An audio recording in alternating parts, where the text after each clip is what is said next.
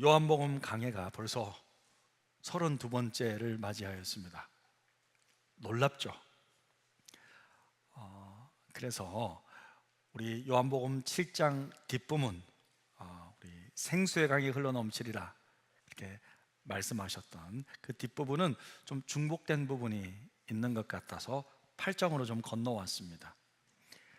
그런데 여러분, 놀라운 사실은 뭐냐면 아직도 성경의 시간적 배경은 여전히 초막절이라는 거예요. 계속 초막절입니다. 8장도 초막절입니다.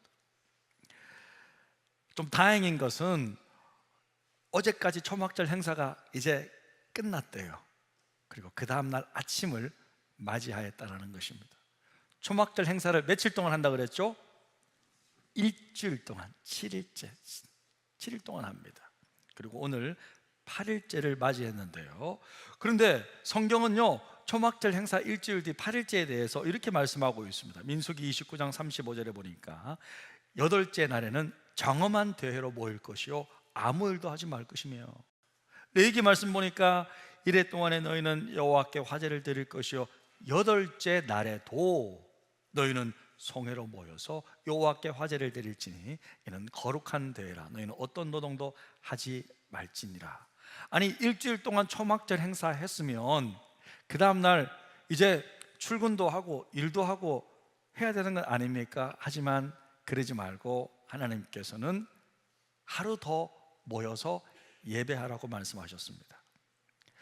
어제까지만 해도 큰 날이라고 그랬죠. 일주일 마지막 날, 그 큰 날 밤에 밤새도록 유대인들은 찬양하고 예배하고 불을 밤새 밝혀놓고 회개하며 자신의 죄들을 자백하며 하나님 앞에 예배드리고 왔어요. 우리로 치면 성령 대망회와 같은 그런 밤을 보내는 것입니다. 이렇게 초막절 행사가 다 끝나고도 여덟째 날, 그 다음날 아침에 그들은 다시 성전에 모였어요. 왜? 하나님 그렇게 하라고 그랬어요. 우리로 치면 설의 마지막 날 결단의 밤 다 끝났는데 곧바로 그 밤에 집에 안 가잖아요. 하룻밤 그날 같이 자잖아요. 그리고 그 다음날 아침에 폐 예배 드리고 가잖아요. 자, 그런 개념이라고 생각하시면 되겠습니다. 그래서 예수님도 이날 아침에 성전으로 오셔서 말씀을 가르치셨습니다. 2절입니다. 우리 함께 읽겠습니다. 아침에 다시 성전으로 들어오시니 백성이 다 나오는지라 앉으사 그들을 가르치시더니. 자, 이런 시간을 갖고 있는데 바로 그때 당국자들이 이 순간을 놓칠 리가 없습니다. 예수를 잡을 수 있는 놀라운 작전을 하나 만듭니다. 그들은. 그것이 바로 3절에서 5절까지의 내용인데요, 제가 읽어드리겠습니다. 서기관들과 바리새인들이 음행 중에 잡힌 여자를 끌고 와서 가운데 세우고 예수께 말하되 선생이여, 이 여자가 간음하다가 현장에서 잡혔나이다. 모세는 율법에 이러한 여자를 돌로 치라 명하였거니와 선생은 어떻게 말하겠나이까? 아하, 서기관과 바리새인들은 현장에서 현행범으로 붙잡힌 간음한 한 여자를 끌고 왔어요. 그리고 율법은 이러한 여자를 돌로 치라고 명하고 있는데, 죽이라고 명하고 있는데 예수 당신은 어떻게 판결하겠습니까? 이렇게 물은 것입니다. 그들은요, 이 사건을 활용해서 예수를 이제 궁지로 몰아넣을 절호의 찬스로 만들고자 하는 거죠. 6절에 보니까 그들이 이렇게 말하면 고발할 조건을 얻고자 하여 예수를 시험하려라. 야, 난처한 상황입니다. 평소 예수님의 성품을 좀 우리가 살펴보면 늘 죄인과 세리들과 함께 있잖아요. 그러니까 아마 틀림없이 용서해 주셨을 터인데, 지금 예수님이 성전에서, 그것도 공개적으로 백성들에게, 사람들에게 율법의 말씀을 가르치고 있는 순간이잖아요. 그런데 공개적으로 그 율법의 말씀을 그냥 무시하고 그냥 어기고 그냥 용서해 줘 이렇게 말한다면 어떻게 되겠어요? 뭐야? 더 이상 예수님은요, 이 율법의 말씀을 가르칠 수 있는 자격이 사라질 것입니다. 자기도 지키지 않는데 우리가 왜 배워야 해? 그렇게 말하지 않겠어요? 그런데 만약에 옆에서 돌로 쳐 죽여, 율법의 말씀대로 해 라고 하더라도 문제가 돼요. 왜냐면요, 유대인들은요 당시에 자의적으로 사형 집행을 할 수가 없었습니다. 만약에 예수님이 여인을 돌로 쳐 죽이라고 말하신다면 종교 지도자들에게 로마의 사법권을 침해했다는 제목으로 예수님을 체포할 수 있는 좋은 명분을 만들어주는 거예요. 그래서 지금 이렇게 말하기도 그렇고 저렇게 말씀하시기도 그렇고 지금 딜레마예요. 진퇴양난의 상황이 된 것입니다. 일부러 이렇게 서기관과 바리새인들이 만든 것이었습니다. 자, 여러분, 지금부터는 이제 저와 함께 이 사건의 진실을 한번 파헤쳐 보겠습니다. 이 시간 추적 60분이라고 생각해 보십시오. 그것이 알고 싶다. 이 사건의 전말을 한번 보겠습니다. 자, 먼저 율법의 말씀을 좀 더 정확하게 확인해 볼 필요가 있습니다. 간음한 상태에서 현장에 붙잡혀서 돌로 쳐 죽이라는 구절이 어디에 있느냐? 율법은 간음에 대해서 두 가지를 말해주고 있는데, 첫 번째는 결혼한 여자가 간음을 한 경우는 사형에 해당됩니다. 그냥 죽이라고 나와 있어요. 돌이라는 말이 없어요. 그냥 죽일 때는 돌로 쳐 죽이지 않습니다. 자, 둘째, 정혼한 여인이 간음할 때는 반드시 돌로 쳐서 죽이라고 되어 있습니다. 신명기 22장 23절에서 24절 같이 한번 읽겠습니다. 처녀인 여자가 남자와 약혼한 후에 어떤 남자가 그를 성읍 중에서 만나 동침하면 너희는 그들을 둘 다 성읍 문으로 끌어내고 그들을 돌로 쳐 죽일 것이니. 자, 여러분, 유대 사회에서의 약혼은 우리랑 그 당시에는 다르다고 했잖아요. 우리는 그냥 약혼이라는 것은 부모들 만나서 이렇게 앞으로 결혼할 거예요 라는 거지만, 이 당시 유대 사회에서의 정혼은, 약혼은 그런 의미가 아니라 법적으로 부부예요. 정혼을 딱 하잖아요. 그럼 부부예요, 법적으로. 하지만 1년 동안은 함께 합방하지 않습니다. 잠자리를 하지 않습니다. 근데 그 기간 중에 이 신부가 다른 남자와 만나서 동침을 하면 그 남자와 그 여자 둘 다 끌어내어서 둘 다 죽여야 돼요. 그러면서 그 이스라엘 공동체를 지키고 보호하려고 했던 것입니다. 자, 그럼 지금 현장에서 간음하다가 잡힌 이 여인은 어떤 여인이에요? 어떤 여인의 가능성이 커요? 정혼 기간 중에 있는 여인의 가능성이 큰 거예요. 거의 100%입니다. 정혼 기간에 있는 여자입니다.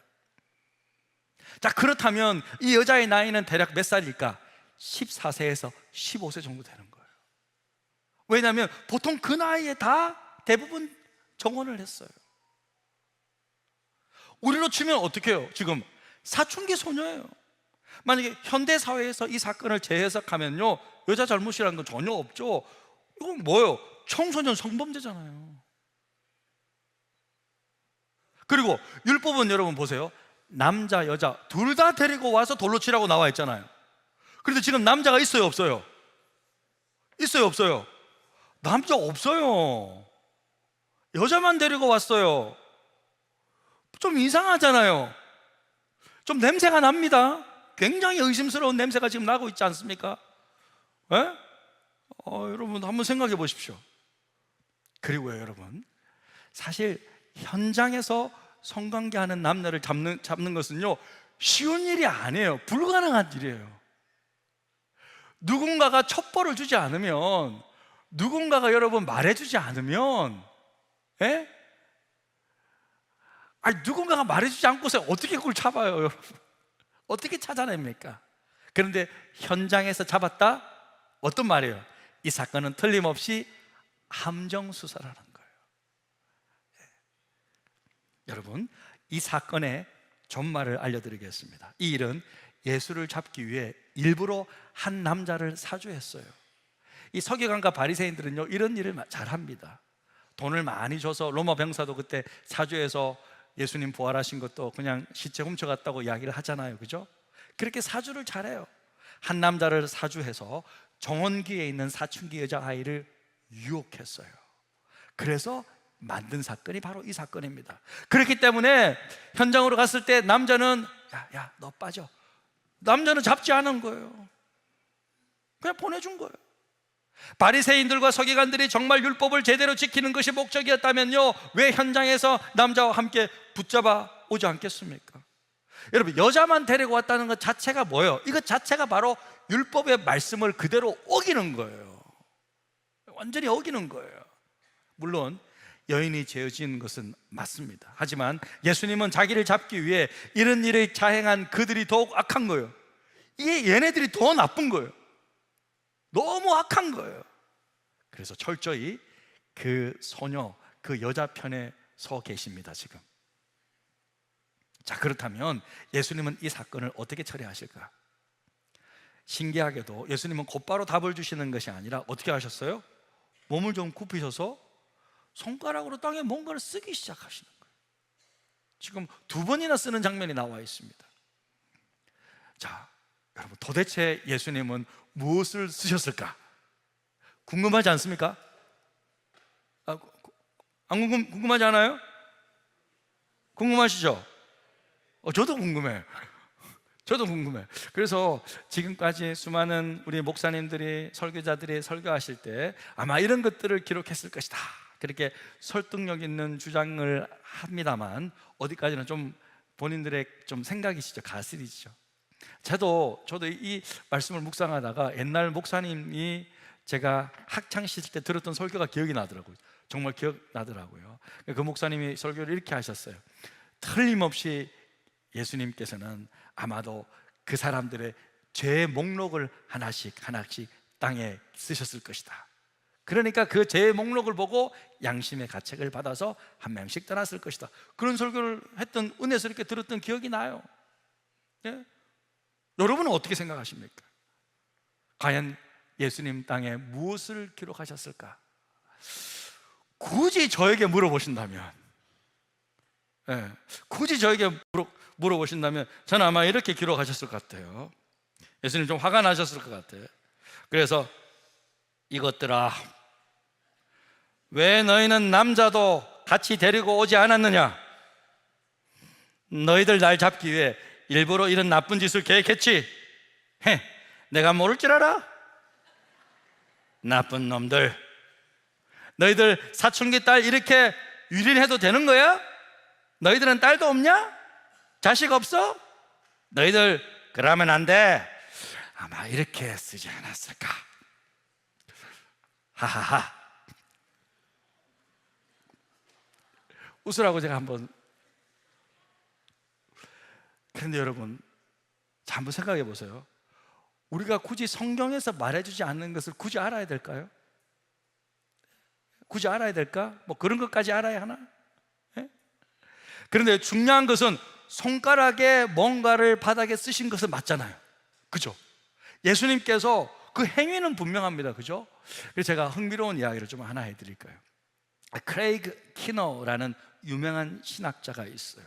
로마 사회를 연구를 엄청 많이 하시는 정말 유명한 신학자가 한 분 있는데, 이분이 로마의 문화를 연구하다가 한 가지 이렇게 이것을 발견했어요. 그것은 뭐냐면, 로마의 재판관들이 판결하기 직전에 땅바닥에 뭔가를 쓰는 제스처를 하는 행동하는 것을 발견한 거예요. 네? 뭔가 이렇게 땅바닥에 뭔가 판결하기 직전에 뭔가를 막 쓰는 거예요. 왜 그렇게 하느냐? 저 글이 중요한 것이 아니라, 내용이 중요한 것이 아니라 일부러 그런 제스처를 한다는 거예요. 그러면서 내가 하는 것은 제가 지금 신중하게 판결하는 거야, 나는 정말 숙고 많이 해서 판결하는 거야, 그런 의미를 사람들에게 전달했다는 거예요. 저는 이 예수님의 행동이 로마의 재판관들이 하는 것처럼 지금 서기관들과 바리새인들, 그리고 그 자리에 있는 모든 사람들을 죄인으로 세우고 지금 주님께서 재판관의 모습으로 그들에게 서 있다는 것을 제가 발견하게 되었습니다. 예수님이요, 바닥에 글을 쓰는 순간 그들 모두는 이 여인을 심판하는 사람이 아니라 오히려 예수님께 심판받는 사람으로 옮겨지게 된 거예요. 감히 너희들이 정죄하고 함부로 사람을 판단해? 아니야, 판단은 내가 하는 거야. 내가 너희들을 지금 심판하고 있는 거야. 그러면서 이제 모든 사람들을 심판하는 재판관 자리에 서셔서 선포하는 거예요. 너희 중에 죄 없는 자가 먼저 돌로 치라. 주님이 심판하시는 거예요. 주님이 판단하신다는 거예요. 그리고는 또 손가락으로 땅에 뭔가를 쓰십니다. 그들이 자신을 돌아볼 수 있는 시간을 주시는 것입니다. 사람들은 생각해 보세요. 그 전날 밤에 모두 하나님께 예배드리며 자기의 죄를 자백하고 회개하는 그런 시간들을 보냈잖아요. 그러니까 그 시간들이 떠올랐을 거예요. 그 시간이 떠오르는 거예요. 그러면서 양심의 가책을 느끼기 시작하는 거예요. 하나씩 한 분씩 그곳을 떠나기 시작하더니 모든 사람들이 다 나가고 이제 예수님과 오직 여자만 남았습니다. 드디어 예수님 여자에게 이렇게 말하죠. 여자여. 다 이렇게 여자여. 여러분, 이 여자여 이 표현은요, 예수님께서 자기 어머니 마리아를 향해 부르는 표현이 여자여, 여자여. 이게 뭐냐면 여성을 향한 존중의 표현이라는 거예요. 그러니까 예수님은요 지금 정중하게 이 소녀를 부르고 있는 거예요. 바리새인들과 서기관들은요 그녀를 더럽고 악한 죄인으로 보면서 질질 끌고 왔지만 예수님은 이 여인을 정중하게 대하신 거예요. 그러면서 이렇게 말씀하십니다. 여자여, 너를 고발하던 그들이 어디 있느냐? 너를 정죄하던 자가 없느냐? 우리 11절 함께 우리 읽겠습니다. 대답하되 주여 없나이다. 예수께서 이르시되 나도 너를 정죄하지 아니하노니 가서 다시는 죄를 범하지 말라 하시니라. 가서 다시는 죄를 범하지 말라. 여러분, 이 말씀 어디서 기억나지 않습니까? 예? 가서 다시는 죄를 범치 말라. 누구에게도 또 하셨죠? 여러분, 요한복음 5장에 보면 38년 된 병자를 고치시고 성전에서 따로 만났을 때 말씀하시잖아요. 요한복음 14장 보면은 5장 14절 보면 내가 나았으니 더 심한 것이 생기기 전에 다시는 죄를 범하지 말라, 이런 말씀하시잖아요. 그러니까 주님은 이 말씀을 자주 하신단 말이에요. 그러니까 여러분, 우리가 이 모습을 통해서 우리가 알 수 있는 예수님은 어떤 분이세요? 자, 예수님 어떤 분이세요? 예수님의 관심은요 어디 있어요? 정죄하는 것이 아니라 사람을 용서하고 살리는 데 있다는 거예요. 할렐루야. 이게 우리 하나님의 마음이라는 거예요. 우리 주님의 마음이라는 거예요. 주님은 잘못한 것 지적하고 정죄하고 판단하고 분노하고 이런 데 관심이 없으세요. 주님은 어떻게 하든지 용서하고 살리고 회복시키고 치유하고 다시 일어날 수 있는 힘을 주는 것이 우리 주님의 목적이라는 거예요. 그러니까 여러분, 우리 중에는, 자 보세요. 자, 우리 중에는 예수님을 닮아서 사람을 살리는 사람이 있어요. 예수님을 닮은 사람이 있어요. 그런데요, 마귀를 닮았어요. 사람을 죽이는 사람이 있어요. 화내고 분내고 정죄하고 판단하고 손가락질하는 사람이 있다는 거예요. 여러분, 어떤 사람은요 늘 다른 사람 판단하고 정죄하는 분들이 있어요. 그런데 여러분, 정죄하고 판단하고 고소하는 일 누가 제일 잘해요? 누가 제일 잘해요? 누가 제일 잘해요? 사탄 마귀가 제일 잘하잖아요. 요한계시록 12장 10절에 보니까 우리 형제들을 참소하는 자, 마귀의 또 다른 이름이 참소하는 자예요. 고소하는 자라는 말이에요. 예? 마귀가 딱 이런 일을 잘합니다. 그래서 예수님은요 이렇게 참소하고 고소를 잘하고 있는 이 바리새인과 서기관들을 향해 이제 요한복음 8장 이제 다다음 주에 보면 이렇게 분명히 말씀하세요. 8장 40절, 너희는 너희 아비 마귀에서 났다. 그래서 거짓말 잘하고 판단 잘하고 정죄 잘하고 고소 잘하고 사람들 비방 잘하고 너희들은 그런 존재다, 이렇게 말씀하세요.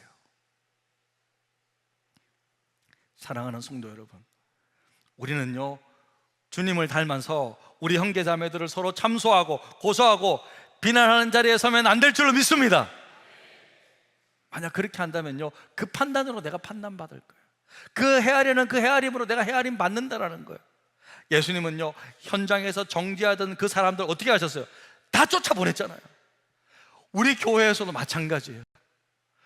계속 판단하고 비판하고 정죄하고 이런 사람들이 있으면요 우리 주님께서 직접 우리 교회 여러분들 가운데 그런 사람이 있다면 쫓아보내실 거예요. 쫓아내실 거라는 거예요. 교회는 그런 곳이 아니라는 거예요. 주님을 닮은 사람들이 모인 곳이 교회인으로 믿습니다. 그런데요 사람들은 왜 이렇게 정죄하는 것을 좋아할까? 이렇게 서로 막 손가락질 하는 것을 좋아할까? 이유가 있어요. 왜냐면요, 다른 사람들을 정죄하기를 좋아하는 사람들의 마음의 심리에는요, 자신의 불안감과 결함을 숨기려는 마음이 있는 거예요. 이런 마음이 있어. 사실 내가 불안해. 사실 나에게 결함이 더 있어. 그래서 다른 사람의 잘못이나 약점을 강조하는 거예요. 딱 부각시키는 거예요. 그러면 나는 뭐예요? 나는 더 너보다는 낫다, 더 나은 위치에 있는 것처럼 그렇게 내가 생각하고 싶어서, 느끼고 싶어서 그러는 거예요. 자신의 약점을 감추기 위해 타인을 비난하는 방식으로 내 자존감을 보호하려는 심리가 사람에게는 있다라는 거예요. 여러분들에게는 이런 마음이 없습니까? 성경 속에서는 딱 바리새인과 서기관들이 그랬습니다. 그래서 이렇게 그들은요, 다른 사람들을 정죄함으로 자신들이 도덕적으로 우위에 있음을 자랑하고 심지어 예수님까지 깎아내려서 그들이 더 우월한 존재임을 과시하고 싶었던 것입니다. 바리새인과 서기관들은요, 율법을 문자 그대로 지키는 것을 강조했지만 율법의 본질인 사랑과 자비를 잊었습니다. 예수님은요, 그들에게 진정한 율법의 정신은 정죄가 아니라 바로 용서와 회복임을 보여주시고자 하셨습니다. 사랑하는 성도 여러분, 주님은요, 오늘 말씀을 통해 하나님의 용서와 사랑을 보여주기를, 우리가 진심으로 깨닫기를 원하신다는 거예요. 할렐루야! 그래서 여러분, 자, 오늘 말씀을 통해서 하나님께서 우리에게 알려주고 싶은 것은 바로 이거예요. 지금 현장에서 가늠하다가 붙잡힌 이 여인은 다름 아닌 바로 나라는 거예요. 바로 나라는 거예요. 내가 바로 그런 사람이라는 거예요. 내가 만약 저 여인이라면 여러분 어떤 심정일까요? 나 여자 아닌데요? 나 남자인데요? 그렇다면 만약에 이 여자아이가 여러분 아버지, 내 딸이라면 어떤 마음이겠어요? 이 여인이 바로 내 딸이라면 어떤 마음이겠어요? 아버지로서 여러분이 이 현장에 와 있다면 내 딸이 지금 이렇게 당하고 있는데 여러분은 어떻게 반응하시겠습니까? 소리치지 않겠습니까? 너희 중에 죄가 없는 자가 돌로 쳐라. 죄가 없으면 돌로 쳐봐 한번. 이렇게 여러분 소리치지 않겠습니까? 내 딸을 보호하고 지켜주지 않겠습니까? 여러분, 예수님은요, 진짜 이 여인의 아버지 같은 마음으로 이 여인을 지키고 보호하고 있는 거예요. 진짜 아버지 같은 마음으로 지금 돌보고 있는 거예요. 이것이 바로 주님의 진짜 마음이셨습니다. 자, 이제 마지막으로 이 여자의 입장에서 한번 생각해 보겠습니다. 이 여인은 원래 율법에 따라 죽어 마땅했습니다. 그녀는 원래 죽는 것이었습니다. 하지만 예수님의 사랑과 은혜로 살아났습니다. 사형수가 사형을 받아 마땅한데 사형수가 사형을 사면받았다면 그것은 그 인생에 놀라운 인생이 새로 생긴 것이죠. 새로운 삶이 부여된 것입니다. 그런데 용서받고 출소한 사형수에게 더 중요한 질문이 기다리고 있어요. 그게 뭐죠? 이제부터 어떻게 살 것인가? 이 물음이에요. 어떻게 살지? 예수님은 죽어 마땅한 우리를 사면했을 뿐만 아니라 우리를 새롭게 만들어 주셨어요. 새로운 가치관도 주시고 새로운 목적을 향해 살아가기를 원하신다는 거예요. 더 이상 죄의 종이 아니라 주님의 종으로서 새 인생을 살기를 기대하신다는 거예요. 다 같이 고린도후서 5장 17절 말씀을 함께 읽겠습니다. 그런즉 누구든지 그리스도 안에 있으면 새로운 피조물이라.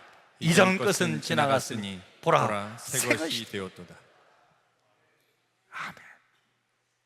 그러니까 여러분, 이 여인의 이후의 삶에 대해서 우리 다 알 수는 없죠. 성경에 기록되어 있지 않으니까. 하지만 틀림없이 변화되지 않았을까요? 예? 이제는 좀 달라졌을 것이라고 저는 생각합니다. 왜냐하면 그녀는 이 세상에서 경험할 수 없는 주님의 진정한 용서와 사랑을 경험했기 때문입니다. 이 사랑이 그녀를 변화시켰을 것이라 저는 믿습니다. 여러분, 전에도 말씀드렸듯이 빅토르 위고의 장편 소설 레미제라블에서 빵 하나 훔쳤다고 이 장발장이 몇 년 동안 감옥살이해요? 19년 동안 감옥살이를 합니다. 그래서 그 마음이 돌같이 굳어져 버려요. 그냥 얼음같이 그 마음이 굳어 있는데 송두리째 그 마음을 변화시킨 것은 진정한 사랑 때문이었습니다. 자기를 먹여주고 자기를 재워주던 그 주교의 집에서 은쟁반을 훔치고 도망 나갔잖아요. 그런데 경찰관에게 다시 붙잡힙니다. 그 경찰관이 주교에게 다시 데리고 오잖아요.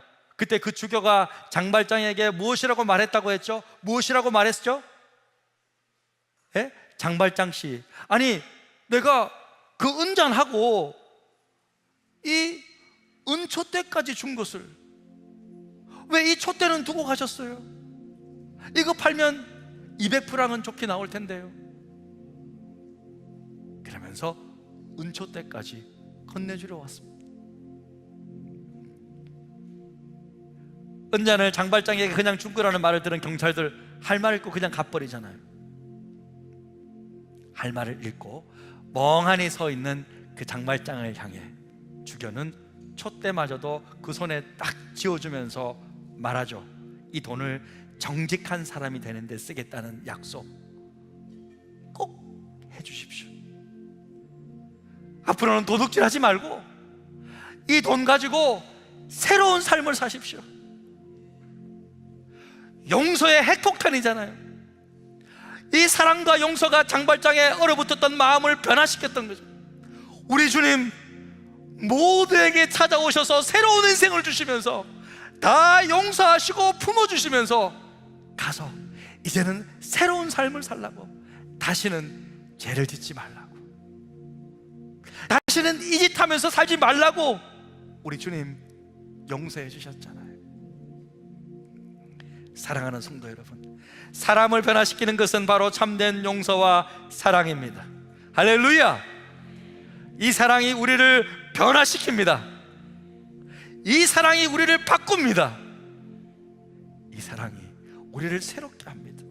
여러분 모두가 이 주님의 사랑과 용서를 기억하고 다른 사람을 정죄하면서 판단하면서 손가락질하면서 사는 것이 아니라, 여러분 우리 주님처럼 용서하고 품어주고 받아주고 진심으로 기도해주는 그런 사랑의 사도로 살아가는 저와 여러분 다 되시기를 주님의 이름으로 축복합니다. 우리 시간 말씀 생각하면서 이 찬양하며 기도의 자리로 나아가기를 원합니다.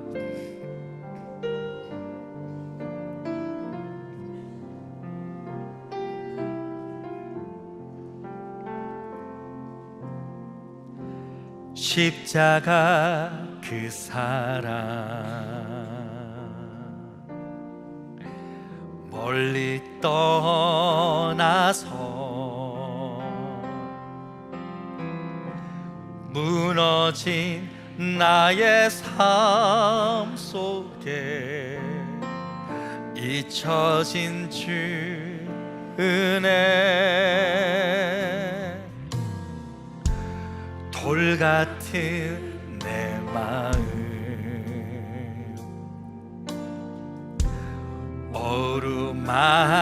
어루만지사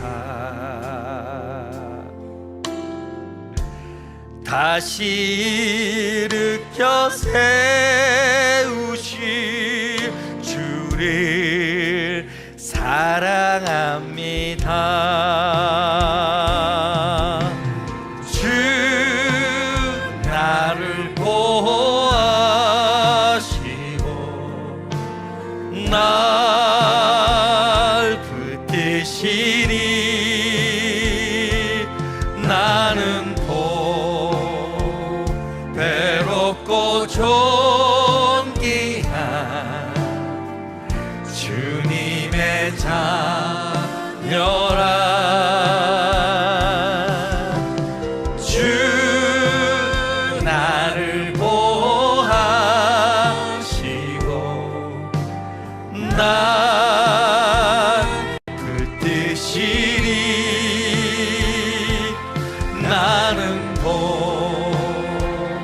외롭고 존귀한 주의 자녀라. 그렇습니다. 지나간 일들을 기억하지 않고, 지나간 일들을 기억하지 않고, 이전에 행한 모든 일 생각지 않으리. 사막의 강물과 길을 내시는 주, 내 안에 새 일 행하실 주만 바라보리라. 주 나를 보호하시고 나 붙드시리. 나는 외롭고 존귀한 주님의 자녀라. 주 너를 보호하시고 널 붙드시리. 너는